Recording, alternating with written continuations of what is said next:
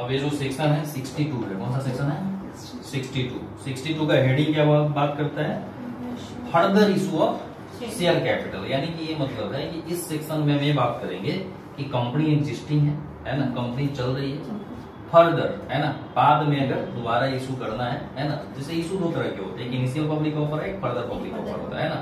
तो यहाँ पे further issue of share capital की बात है कि फर्दर कंपनी कैसे कैसे क्या क्या मोड है जिसके माध्यम से कंपनी शेयर इशू कर सकती है। अब इसमें पहला जो लाइन है, ठीक है, सबसे पहला इसमें जो लाइन है वो क्या करता है 62 का, कहता है कि where at any time a company having a share capital, company having a share capital, तो लाजमी हम शेयर कैपिटल अगर बात करें further issue of share capital है ना, तो further issue of share capital. और एक और बात है तुमको, जब हम बोले इशू, इसका मतलब है इंक्रीज होगा। इससे जब इशू होगा तो क्या होगा, इंक्रीज ही करेगा ना शेयर कैपिटल, इशू करेगा। लेकिन अकाउंट कंपनी शेयर कैपिटल, यानी कि company having share capital, company having not share capital, उस पर प्रोविजन एप्लीकेबल नहीं होगा, है ना। तो यहाँ पे भी इन्होंने यही लिखा कि where at any time a company having share capital proposes to increase, अब यही बात कर रहे थे, इशू होगा तो इंक्रीज होगा, proposes to increase its subscribe capital by the issue of further shares, such shares shall be offered. तो इन्होंने कहा कि कोई भी कंपनी जो अगर मान लेते हैं कि जिसके पास शेयर कैपिटल है और अगर कभी भी वो अपने सब्सक्राइब कैपिटल को अगर इंक्रीज करना चाहती है, बढ़ाना चाहती है, तो ये मोड्स है जिसके माध्यम से वो कंपनी क्या कर सकती है, अपने सब्सक्राइब कैपिटल को बढ़ा सकती है। क्या क्या है पहला ऑप्शन, तो सब सेक्शन 1 का क्लॉज ये बोलता है राइट इशू करके, क्या करके हम राइट इशू करके, है ना। अब सबसे पहले हमको समझना है कि राइट इशू होता क्या है, नाम ही राइट इशू है। तो कंपनी में जो एग्जिस्टिंग शेयर होल्डर होते हैं, एग्जिस्टिंग जो इक्विटी शेयर होल्डर है, उनका ये राइट है कि कंपनी इन फ्यूचर जब भी इशू लाएगी, सबसे पहले एग्जिस्टिंग शेयर होल्डर के बीच में ऑफर जाएगा, है ना। अगर एग्जिस्टिंग शेयर होल्डर, ठीक है, अगर सहमत है कि नहीं हम ही इसमें पैसा इन्वेस्ट करेंगे और हमें ये शेयर चाहिए, तो हम क्या करेंगे, उस एग्जिस्टिंग शेयर होल्डर से पैसा लेकर के, है ना, वो पैसा इन्वेस्ट करेगी और उसके बदले में उससे शेयर मिलेगा, है ना, और इस तरीके से कंपनी के पास कैपिटल आ जाएगा। तो राइट इशू का ये मतलब है कि वैसा राइट, है ना, जो एग्जिस्टिंग शेयर होल्डर को दिया जाता है ना, और इसका अधिकार किसके पास है, केवल एग्जिस्टिंग शेयर होल्डर के पास है। लेकिन कोई कंपनी अगर राइट इशू के माध्यम से अगर शेयर कैपिटल इशू करती है, फर्दर इशू लाती है, तो इसका प्रोविजन सर क्या होगा, प्रोसेस क्या होगा, इसके लिए कंपनी को स्पेशल रिजोल्यूशन पास करना पड़ेगा। क्या पास करना पड़ेगा, पास करना पड़ेगा, है ना। और फिर जब हम एसआर की बात करते हैं तो ध्यान रखना बात, वहां पे फिर एमजीटी 14 आ जाएगा, है ना। तो राइट इशू के केस में एसआर पास होना जरूरी है और उसके बाद क्या करेंगे, हम राइट इशू कर सकते हैं। अब इसमें इन्होंने बोला कि कुछ कंडीशन है कि जब आप एसआर पास करेंगे तो एग्जिस्टिंग जितने सारे शेयर होल्डर होंगे, आपको उन्हें ऑफर देना पड़ेगा। क्या देना पड़ेगा, अब जो एग्जिस्टिंग शेयर होल्डर है उन्हें कैसे पता, उन्हें पता कैसे चलेगा कि कंपनी ऑफर ला रही है, तो बोला क्या, ऑफर लेटर भेजेंगे उनको। क्या भेजेंगे हम, ऑफर लेटर भेजेंगे। और ऑफर लेटर में कहता है मिनिमम 15 दिन का टाइम होगा और मैक्सिमम 30 दिन का। कितने दिन का टाइम देंगे, मिनिमम 15 दिन का समय देंगे कि आप अपना रिप्लाई दो। जो भी एग्जिस्टिंग शेयर होल्डर होंगे हम उनको ऑफर भेज देंगे, ऑफर लेटर डिस्पैच कर देंगे। एक बाय कुरियर जा सकता है, इलेक्ट्रॉनिक मोड में जा सकता है, ठीक है, या अदर जो भी कम्युनिकेशन का मोड है। तो कहने का मतलब है ऑफर लेटर उनके पास जाएगा, मिनिमम 15 दिन का समय देना है और मैक्सिमम हम 30 डेज का टाइम देंगे। कितने दिन का मैक्सिमम, मैक्सिमम हम 30 डेज का टाइम देंगे। अब इस बीच में क्या होगा कि इस बीच में हमको पता चल जाएगा उनके तरफ से कि हाँ क्या रिस्पॉन्स है। अगर वो इंटरेस्टेड है कि हमें पैसा लगाना है, हमको शेयर चाहिए, ठीक है, तो उसके अकॉर्डिंग एक्शन लेंगे। और अगर कोई रिप्लाई नहीं आता है, ये भी हो सकता है कि उन्होंने 30 दिन बीत गया, कोई रिप्लाई नहीं दिया, तो ये लास्ट वाले में 3rd नंबर में लिखता है कि अगर कोई रिप्लाई नहीं आया तो ये रिफ्यूजल, डीम्ड रिफ्यूजल है। ये मान लिया जाएगा कि एग्जिस्टिंग शेयर होल्डर शेयर लेने से मना कर दिए हैं और उसके बाद जो ये ऑफर दिया गया था इसको डिस्पोज ऑफ, बोर्ड को पावर है बोर्ड ऑफ डायरेक्टर को कि इसको ये डिस्पोज ऑफ कर देगा।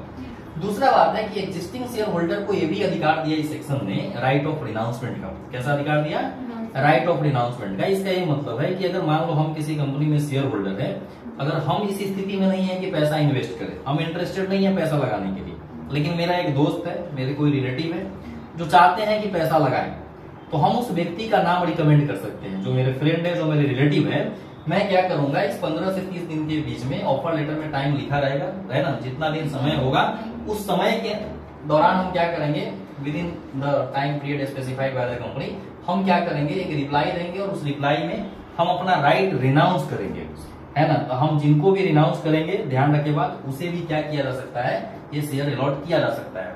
सेक्शन 142 है जो प्राइवेट प्लेसमेंट की बात करता है। ध्यान रखना बात, प्राइवेट प्लेसमेंट में क्लियर लिखता है ना, जिसमें कि हम PAS 4 के माध्यम से ऑफर लेटर देते हैं, राइट। वो क्लियर ये बोलता है कि वहां पे राइट ऑफ रिनाउंसमेंट नहीं है। प्राइवेट प्लेसमेंट का मतलब ही है कि सिलेक्टेड ग्रुप ऑफ पीपल को देंगे हम, है ना, एक बार में 50, मैक्सिमम 200 एक साल में, है ना। और वो क्लियर करता है कि भैया आप वहां पे रिनाउंस नहीं कर सकते अपने राइट को, यानी कि ऑफर अगर हमें आया है तो हमें या तो सब्सक्राइब करना पड़ेगा या तो आप रिजेक्ट कर दीजिए, आप मत लीजिए, है ना। लेकिन यहाँ पे क्या है, कहता है कि राइट इशू में राइट ऑफ रिनाउंसमेंट है, हम अपने अधिकार को रिनाउंस कर सकते हैं। और अगर नहीं करेंगे, कुछ भी जवाब नहीं देंगे, तो बोर्ड इसको डीम्ड रिफ्यूजल मान लेगी और फिर जो ये इशू था उसको डिस्पोज ऑफ कर देगी, खत्म कर देगी। समझ में आ रहा है राइट इशू क्या है? तो ये पूरी प्रक्रिया है ना। इसके माध्यम से क्या होगा कि हम इम्यूनिटी 14 कर देंगे SR पास करने के बाद, और जब इशू हो जाएगा, है ना, जब कंपनी इशू लेके आएगी तो उसके बाद क्या होता है, इशू के बाद हम PAS 3 फाइल करते हैं, जिसको रिटर्न ऑफ अलॉटमेंट कहा जाता है। तो ये पहला कहानी क्लॉज ए है, सेक्शन 62 सब सेक्शन 1 का क्लॉज ए। बी में कहता है कि कोई कंपनी फर्दर इशू ESOP के माध्यम से भी कर सकती है, एम्प्लॉय स्टॉक ऑप्शन प्लान, है ना, ESOP, है ना। अब ESOP क्या होता है, इसमें थोड़ा सा हम लोग देखते हैं कि ESOP में क्या करता है, किसको ये इशू होगा। नाम ही है एम्प्लॉय स्टॉक ऑप्शन प्लान। ये जनरली कंपनी अपने एम्प्लॉय को इशू करती है, या एक मोटिवेशन का भी एक पार्ट है कि कंपनी चाहती है कि मेरे साथ जो लोग लंबे समय से जुड़े हुए हैं, हम उनको क्या करें, अपने कंपनी का शेयर दें, है ना। उनसे उनको ये फील होगा कहीं ना कहीं कि हम भी एक कंपनी के शेयरधारक है ना, और हमारा भी कंपनी में कुछ कंट्रीब्यूशन है ना। अगर कंपनी अच्छा काम करती है, कंपनी की वैल्यू बढ़ती है, तो इसका भी जो एम्प्लॉय है जिसको ESOP दिया गया है, उसका भी कैपिटल समय के साथ बढ़ता है। खास करके स्टार्टअप वगैरह ESOP अपने इनिशियल स्टेज पे इशू करती है। जैसे अगर 10 लोगों का टीम है, तो स्टार्टअप वगैरह के साथ सबसे बड़ा इशू ये होता है कि इनिशियल स्टेज में इनके साथ कैपिटल नहीं होता है, तो ये लोग अपने साथ जो टीम बनाते हैं उनको ESOP अलॉट कर देते हैं, है ना, कि आप ESOP के माध्यम से हम आपको इक्विटी दे रहे हैं, है ना। हो सकता है इसमें कुछ लॉक इन पीरियड भी होगा कि 3 साल तक आप शेयर नहीं बेच सकते हैं, 3 साल तक कम से कम मेरे साथ आपको काम करना पड़ेगा, है ना, ताकि कंपनी की क्या हो, पोजीशन अच्छी बने। लेकिन लाजमी है जब साथ में काम करेंगे तो कंपनी की गुडविल बढ़ती है, अगर कंपनी का मार्केट वैल्यू अगर बढ़ता है, कंपनी अगर अच्छा काम करती है, तो स्वाभाविक है कैपिटलाइजेशन इसका जो होगा, कैपिटल का जो मार्केट वैल्यू होगा बढ़ेगा, और इसका बेनिफिट उस एम्प्लॉय को भी मिलेगा। तो देखते हैं ESOP में क्या है। अगेन यहाँ पे भी कंपनी जब भी ESOP के माध्यम से इशू लाएगी, कंपनी को स्पेशल रिजोल्यूशन पास करना पड़ेगा, और अगेन हम कितना पे शेयर इशू कर रहे हैं वो भी बताना पड़ेगा। और ESOP में एक चीज याद रखना, कंपनी को वैल्यूएशन कराना मैंडेटरी है। क्या कराना? कंपनी को रजिस्टर वैल्यूअर, जो फाइनेंशियल कैटेगरी के रजिस्टर वैल्यूअर है, उनसे वैल्यूएशन कराना यहाँ पे जरूरी है। जब तक हम वैल्यूएशन नहीं कराएंगे तब तक पता कैसे चलेगा कि पर शेयर वैल्यू क्या है, और फिर हमको बताना पड़ेगा कि हम क्या कोई डिस्काउंट दे रहे हैं ESOP के माध्यम से, है ना। ये भी पॉसिबिलिटी है। जैसे हमारा वैल्यूएशन अगर एक कंपनी का मान लो पर शेयर 2000 रुपया आता है, और हम कह रहे हैं कि हम ESOP के माध्यम से ये शेयर 500 में देंगे। कितने में देंगे? 500 में देंगे। तो ये सब चीज हमको स्पेशल रिजोल्यूशन पास करते समय अगेन क्या होगा, इसके साथ नोटिस जब हम भेजेंगे स्पेशल रिजोल्यूशन पास कराने के लिए, तो हमको एक्सप्लेनेटरी स्टेटमेंट लिखना पड़ेगा, और उस एक्सप्लेनेटरी स्टेटमेंट में हमें लिखना पड़ेगा कि वैल्यूएशन के माध्यम से हमारा पर शेयर वैल्यू ये है, और हम कंपनी को क्या कर रहे हैं, ESOP के माध्यम से कितना इशू कर रहे हैं, 500 पे इशू कर रहे हैं, किस कैटेगरी के एम्प्लॉय होंगे, ये सारा चीज हमको एक्सप्लेनेटरी स्टेटमेंट के माध्यम से बताना पड़ेगा। क्या जरूरत है ESOP की, ये सब भी हमको एक्सप्लेनेटरी स्टेटमेंट में लिख के बताना पड़ेगा। हाँ, सेम नहीं है, दोनों में बहुत अलग है, दोनों में डिफरेंस। एक दिन रखेंगे क्लास जिसमें अपन पढ़ेंगे कि स्वेट इक्विटी और ESOP में क्या है ना। चलो, तो ये हो गया। अब क्या कहता है फर्दर, हम लोग पढ़ रहे हैं कि फर्दर इशू, एक तो पढ़े राइट इशू से फर्दर इशू लाया जा सकता है, दूसरा पढ़ रहे हैं कि ESOP, है ना। सर एक क्वेश्चन है, राइट इशू में अगर कंपनी एग्जिस्टिंग शेयर होल्डर को दिया, एग्जिस्टिंग शेयर होल्डर उतने समय में सब्सक्राइब नहीं कर पाया, तो कंपनी आउटसाइडर को दे सकती है? हाँ बिल्कुल देगी ना। अब देखो, नो रिप्लाई तो डीम्ड रिफ्यूजल, और कंपनी इशू क्यों ला रही है, क्योंकि कंपनी को पैसे की जरूरत है, पैसे कैपिटल की रिक्वायरमेंट है। अब हमारा कहना है कि ना तो एग्जिस्टिंग शेयर होल्डर ने अपने राइट का एक्सरसाइज किया, नहीं इन्होंने अपना रिनाउंसमेंट किया, तो लाजमी इस केस में कंपनी क्या करेगी, एग्जिस्टिंग ऑफर को डिस्पोज ऑफ करेगी, और फिर थर्ड पार्टी के बीच में ऑफर लेके आएगी। बस एक चीज ध्यान रखना है कि एग्जिस्टिंग शेयर होल्डर का कोई नुकसान नहीं होना चाहिए, और कंपनी के लिए डिसएडवांटेजियस नहीं होना चाहिए, ये कंपनी के अहित में नहीं होना चाहिए, ठीक है। बाकी कंपनी के बेस्ट इंटरेस्ट के लिए तो डायरेक्टर को काम करना ही है, वही कॉर्पोरेट वेल का सिद्धांत आ जाएगा, है ना।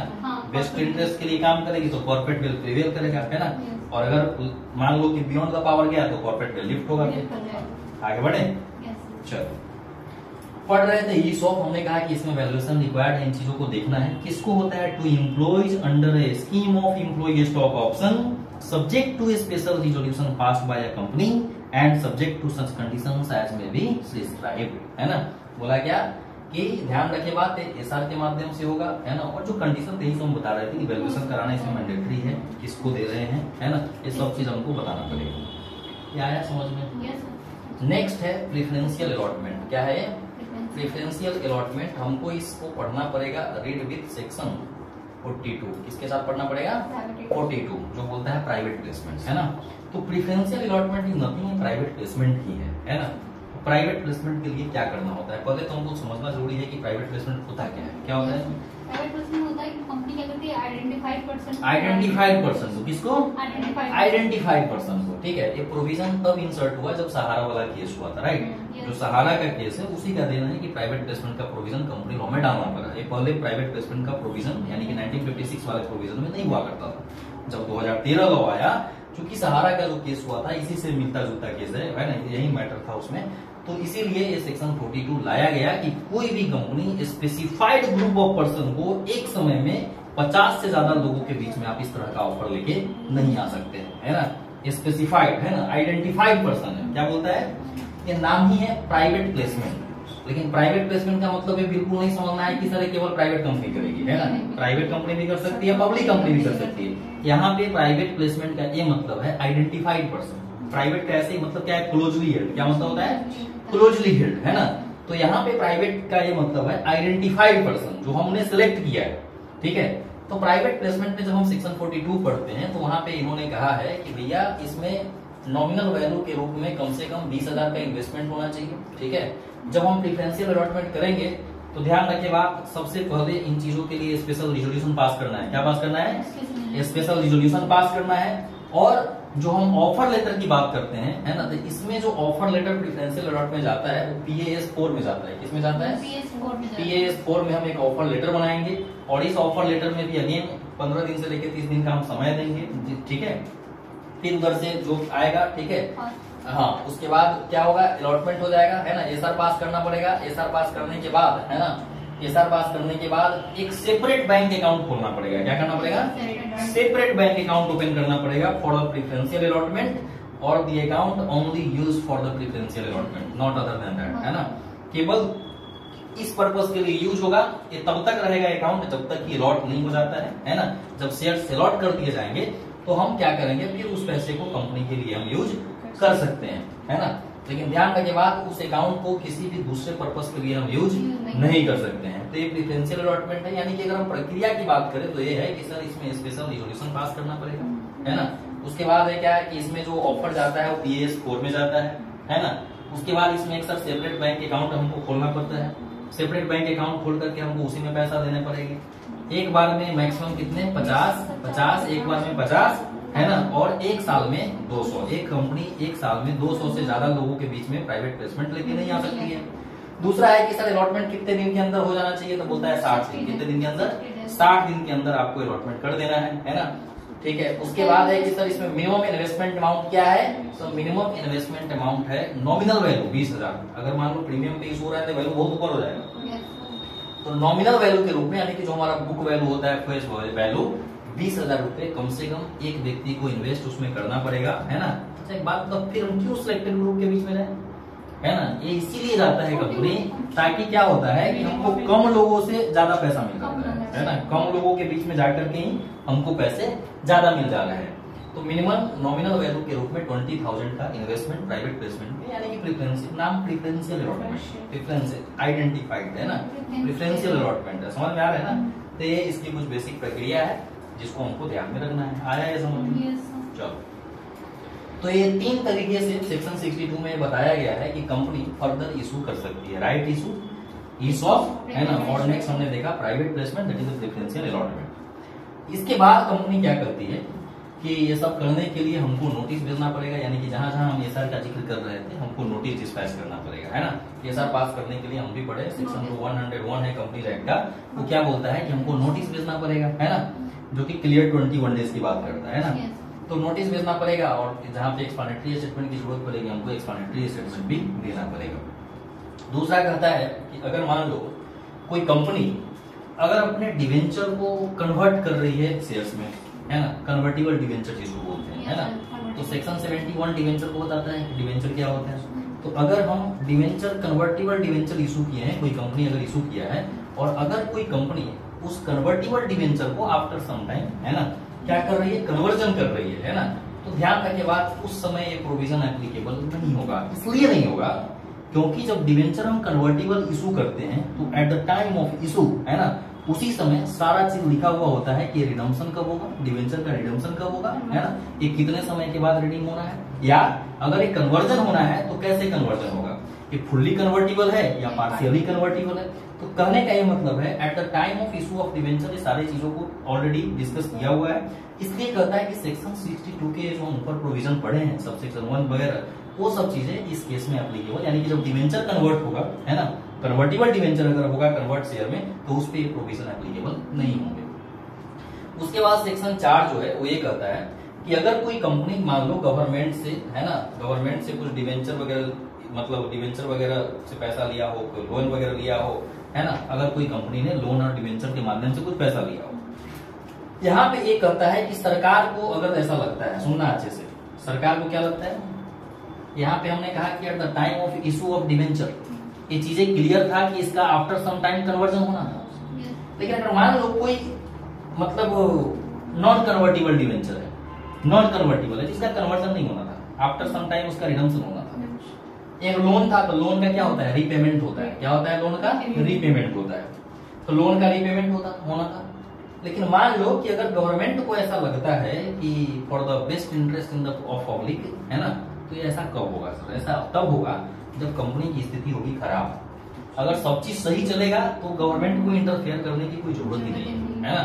तो गवर्नमेंट का रोल तब आता है ना, जब कुछ कंप्लेन वगैरह होंगे, ये कंपनी अपना आउटस्टैंडिंग नहीं चुका पा रहा है, डिवेंचर इशू किए हम इंटरेस्ट का पेमेंट नहीं कर पा रहे हैं, है ना, उस पे ना तो इंटरेस्ट दे, रिडम्पशन का टाइम आ गया, कंपनी के पास पैसा नहीं है देने के लिए। समझ में आ रहा है? तो बोला ऐसे टाइम पे गवर्नमेंट को ये अधिकार है, गवर्नमेंट को ये पावर है कि गवर्नमेंट किसके लिए, for the best interest of the public या for the best interest of the debenture holder, है ना, या लेंडर, क्या कर सकती है, बोला कि इसको कन्वर्ट कर सकती है शेयर में। किसमें कन्वर्ट कर सकती है, शेयर में कन्वर्ट कर सकती है। ऐसा होता है जब हम कंपनी का क्या करते हैं, रिहेबिलिटेशन करते हैं, पुनरुत्थान करते हैं। क्योंकि देखो सरकार कभी नहीं चाहती कंपनी बंद हो जाए, क्योंकि ये कंपनी से डायरेक्ट और इनडायरेक्ट बहुत तरह के बेनिफिट है, एम्प्लॉयमेंट है ना।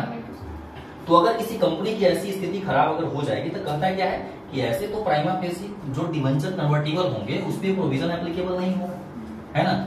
लेकिन अगर मान लेते हैं कंपनी ने लोन लिया, डिवेंचर लिया और किसी कारण से अगर ऐसी स्थिति आती है कि गवर्नमेंट पब्लिक के बेस्ट इंटरेस्ट में अगर इस तरह का ऑर्डर पास करे कि क्या करना है, उस लोन और डिवेंचर का कन्वर्जन होना है, किसमें कन्वर्जन होना है, कॉमन शेयर्स में होना है, ठीक है। तो बोला ये भी हो सकता है, कन्वर्जन ही हो सकता है, भले ही at the time of issue of debenture ऐसा नहीं था, बट अगर ऐसा लगे गवर्नमेंट को तो इस तरह का ऑर्डर पास किया जा सकता है ना। लेकिन क्या कहा कि अगर इस तरह का ऑर्डर गवर्नमेंट के द्वारा पास होता है और अगर कंपनी को लगता है कि नहीं मेरे अधिकार का हनन हुआ है, तो कंपनी को अधिकार है कि जिस दिन से गवर्नमेंट ये ऑर्डर पास करेगी उससे 60 दिन के अंदर एनसीएलटी जा सकती है। कहाँ जा सकती है, with in 60 days from the passing the order by the honourable government. जो भी है हम क्या मूव कर सकते हैं, हम एनसीएलटी जा सकते हैं। एनसीएलटी जाएंगे, ठीक है, तो कंपनी अपने बातों को रखेगी, ठीक है। फिर एनसीएलटी को जो उचित लगेगा, है ना, थिंक फिट जो भी लगेगा उचित, उस तरीके का ऑर्डर पास क्या किया जाएगा, ट्रिब्यूनल के द्वारा कर दिया जाएगा। अब ट्रिब्यूनल सर क्या ऑर्डर पास कर सकती है, या तो ऑर्डर ये पास करेगी कि नहीं सरकार ने जो किया है वो सही किया है, या तो ये कहेगी कि नहीं ठीक है शेयर में मत कन्वर्ट करो, तुम इसके लिए पेमेंट कब कर रहे हो, का बताओ। तुम अगर नहीं करोगे तो पैसा तो देना पड़ेगा ना, ये तो तभी इसीलिए ना कन्वर्ट हो रहा होगा कि भाई आप पैसा नहीं दे रहे तो शेयर दो, है ना। तो बोले जो भी होगा एनसीएलटी को जो उचित लगेगा एनसीएलटी अपने हिसाब से इसमें ऑर्डर पास कर सकती है। ये क्या था, सब सेक्शन 4 था। और सब सेक्शन 5 क्या कहता है कि जब भी गवर्नमेंट इस तरीके से ऑर्डर पास करेगी, है ना, जब भी गवर्नमेंट इस तरीके से ऑर्डर पास करेगी, ध्यान रखना है कंपनी का फाइनेंशियल पोजीशन। कौन सा पोजीशन, अब यही बात कर रहे थे, अभी नहीं बात कर रहे थे ये सब हुआ क्यों होगा, कंपनी फाइनेंशियल डिस्ट्रेस, इंसॉल्वेंसी, ये सब जो पढ़ते हैं ना फाइनेंस में, तो ये कहीं ना कहीं सर फाइनेंशियल पोजीशन का ही देना है कि गवर्नमेंट को इस तरीके का ऑर्डर पास करना पड़ रहा है, ठीक है। और नेक्स्ट बोलता है लास्ट इसमें कि जब भी गवर्नमेंट अगर इस तरीके का मान लेते हैं कन्वर्जन करेगा, तो इस कन्वर्जन से, गौर से सुनना, अभी अगर हम कंपनी की अगर लायबिलिटी साइड अगर देखें, अगर हम कंपनी का लायबिलिटी साइड देखें जिसको कैपिटल एम्प्लॉयड अपन बोलते हैं, राइट, तो उसमें क्या दिख रहा था, इक्विटी, लोन, डिवेंचर दिख रहा था। लेकिन अब हमने क्या क्या कन्वर्ट किया डिवेंचर को किसमें, शेयर्स में, तो क्या कैपिटल अल्टरेशन होगा कि नहीं होगा? कैपिटल चेंजेस हुआ कि नहीं हुआ? सही बोलता है कि उसके अकॉर्डिंगली हमें अपने सब्सक्राइब कैपिटल को अल्टर कर देना पड़ेगा। है समझ में? यही है कंप्लीट सेक्शन 62, है ना? तो फिर वहाँ 61 एप्लीकेबल होगा। 61 ऑल्टरेशन है ना, ठीक है, और एक कन्वर्जन है ना, वहाँ डिवीजन नहीं हो रहा है एग्जिस्टिंग शेयर का, कंसोलिडेशन नहीं हो रहा है, समझो अच्छे से। ये लोन एंड डिवेंचर का कन्वर्जन है, आया समझ? ये थोड़ा सा अलग चीज है ना, लेकिन कन्वर्जन हो रहा है तो हमारा ये कहना है कि शेयर में कन्वर्ट हुआ तो सब्सक्राइब कैपिटल हुआ। सब्सक्राइब कैपिटल इसलिए क्योंकि ऑलरेडी डिवेंचर में पैसा इन्वेस्ट किया हुआ है, किया है ना, तो फिर दोबारा पैसा थोड़ी देगा वो, है ना? तो ये सब्सक्राइब कैपिटल है तो सब्सक्राइब कैपिटल हमें उसके अकॉर्डिंगली बढ़ाना पड़ेगा ना, ठीक है? तो अभी तक जो हमारा लेंडर था, जो डिवेंचर होल्डर था, अब हमारा शेयर होल्डर बन जाएगा। आया समझ में? चलो, थैंक यू।